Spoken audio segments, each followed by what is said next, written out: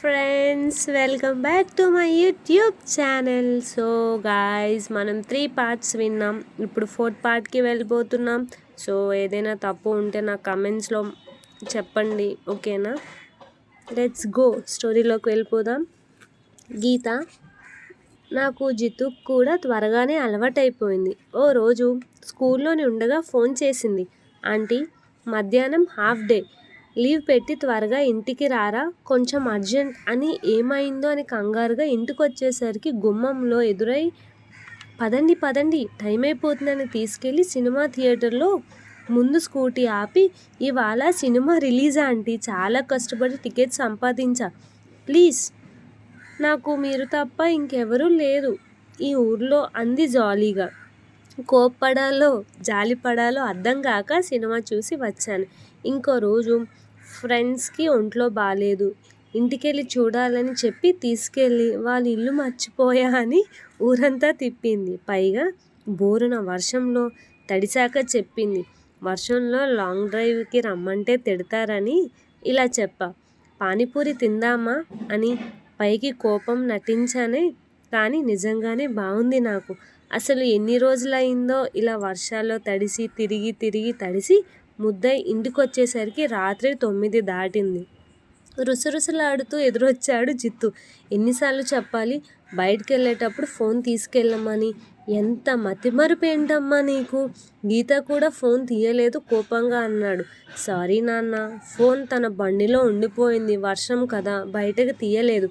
నీకోసం చూసి చూసి ఇంకాసేపు ఉంటే ఏ పోలీస్ స్టేషన్కి వెళ్ళి మిస్సింగ్ అని కంప్లైంట్ ఇచ్చేద్దాం అనుకున్నాను.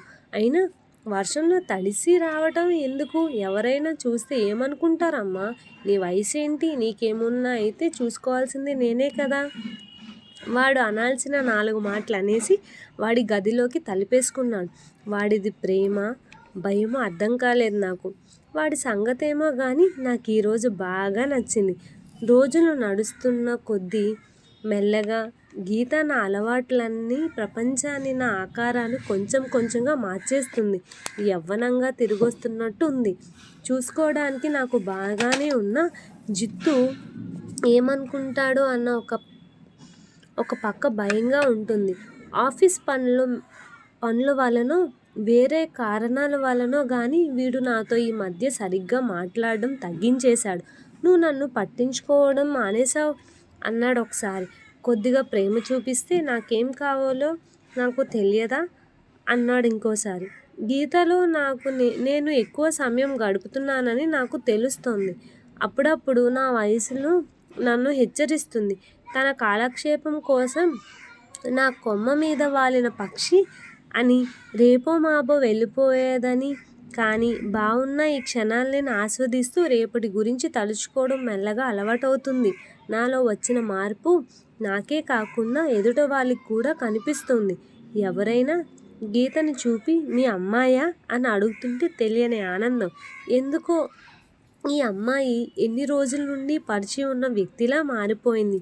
అంత చిన్న వయసులో ఉండాల్సిన దానికన్నా ఎక్కువ పరిణితి చిన్న చిన్న విషయాల్లోనే ఆనందాలను వెతుక్కోవడం, ముఖ్యంగా అడగకుండానే చనువు తీసుకొని నన్ను నాకు కొత్తగా పరిచయం చేయడం. మనకన్నా తక్కువ వయసు వాళ్ళతో స్నేహం చేస్తే మన ఆలోచన విధానం కొత్తగా ఉంటాయేమో. జిత్తు కూడా నాతో ఒక కొడుకులాగా ప్రవర్తించాడు, కానీ స్నేహితుడిగా ప్రవర్తించలేదు.